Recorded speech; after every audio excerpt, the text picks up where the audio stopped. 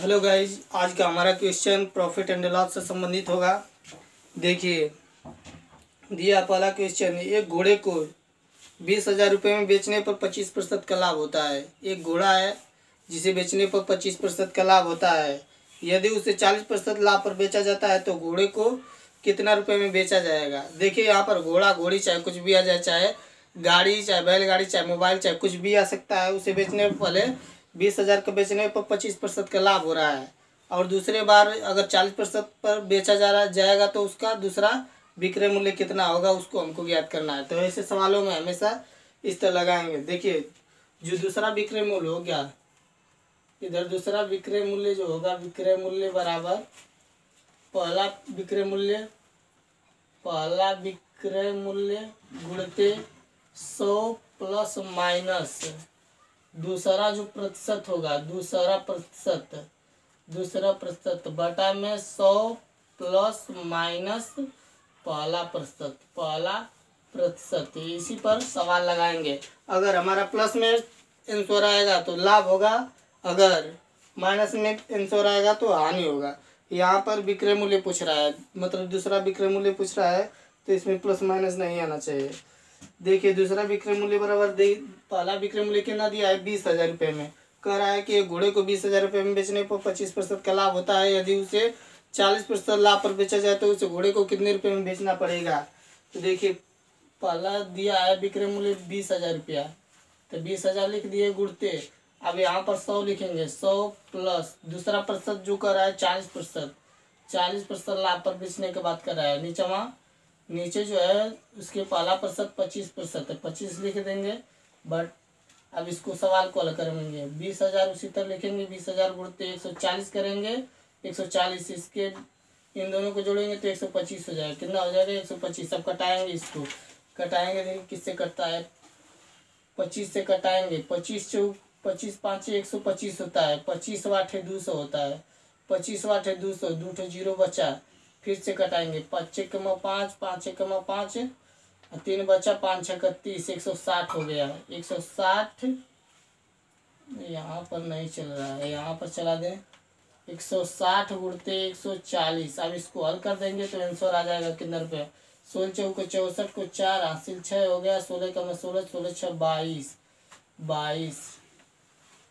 जो दूसरा विक्रय मूल्य जो है हमारा 22,400 रुपया होगा। कितना होगा, 22,400 रुपया होगा दूसरा विक्रय मूल्य।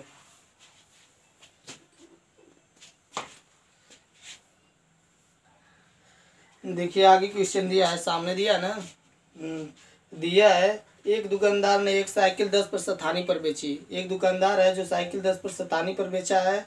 वह साइकिल को कितने रुपए में बेचता कि उसे 19% की हानि होती। यदि, और कह रहा है कि यदि 10% हानि पर जो था उसका विक्रय मूल्य 1,200 रुपया था। कितना था, विक्रय मूल्य 1,200 रुपया। यानी कि पहला विक्रय मूल्य कितना था, पहला विक्रय मूल्य हमारा 1,200 रुपया था। कितना था, 1,200 रुपया। तो दूसरा विक्रय मूल्य ज्ञात करने के लिए क्या करेंगे, दूसरा विक्रय मूल्य बराबर होता है पहला विक्रय मूल्य गुणते कोष्टक में 100 प्लस माइनस दूसरा प्रतिशत बटा में 100 प्लस माइनस पहला प्रतिशत। इसी पर सवाल को सॉल्व करेंगे, आएगा आंसर फिर वो इसी तरह।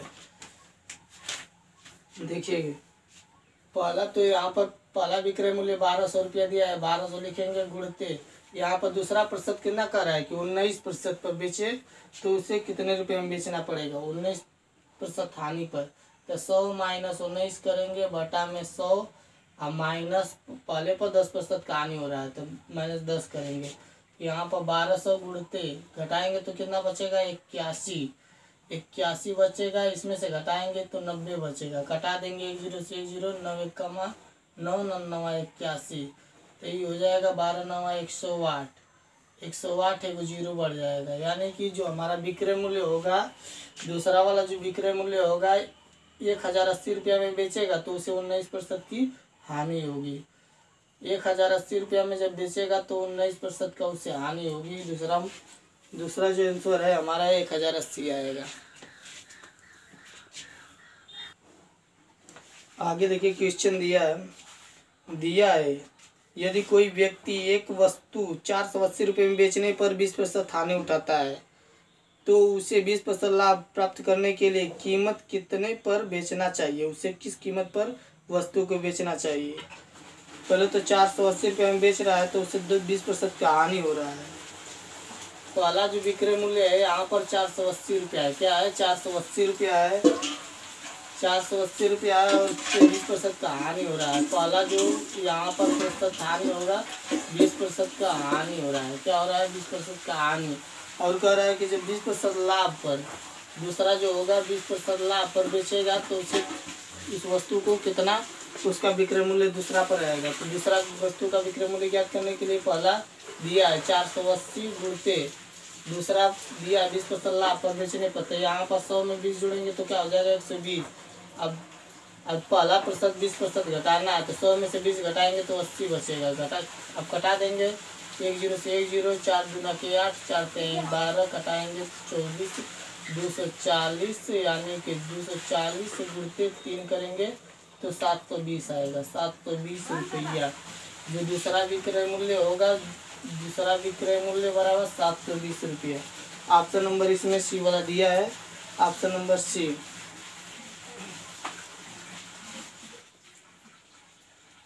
आगे दिया है यदि कोई वस्तु 178 रुपये में 11% हानि पर बेची जाती है तो 11% लाभ करने के लिए उसका विक्रय मूल्य क्या होना चाहिए?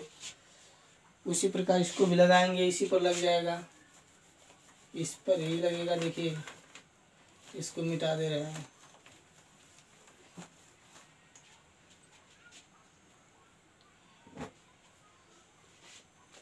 ₹178 पहला जो विक्रय मूल्य है कितना है? 178 रुपया 11% हानि। पहला जो प्रतिशत हानि है 11% की हानि हो रही है और दूसरा जो है कह रहा है कि 11% लाभ लेना है। 11% लाभ लेना है और कितना दूसरा विक्रय मूल्य होना चाहिए? तो देखिए यहाँ पर पहला 178 रुपया पहला विक्रय मूल्य 178 करेंगे, दूसरा 11% का लाभ लेना है। 100 में 11 जोड़ेंगे 111, 100 में से 11 घटाएंगे कहाँ से कि 11% की हानि हो रही है तो घटाएंगे तो 81 बचेगा। कितना बचेगा? 81 नहीं 79 होगा। 79 80 100 में से घटा दे रहा है 11 9 बचेगा। यहाँ पर 8 89 बचेगा। 89 89 बचेगा। अब इसको कटा देंगे तो 2 बार में कट जाएगा। 1 89 कमा 89, 89 दूना के 178 2 बार में। तो 2 गुणते 11 करेंगे तो 2 गुणा हो जाएगा तो 222 हो जाएगा। दूसरा जो विक्रय मूल्य होगा वो 222 रुपया होगा। इसी को हमको ज्ञात करना था। Option number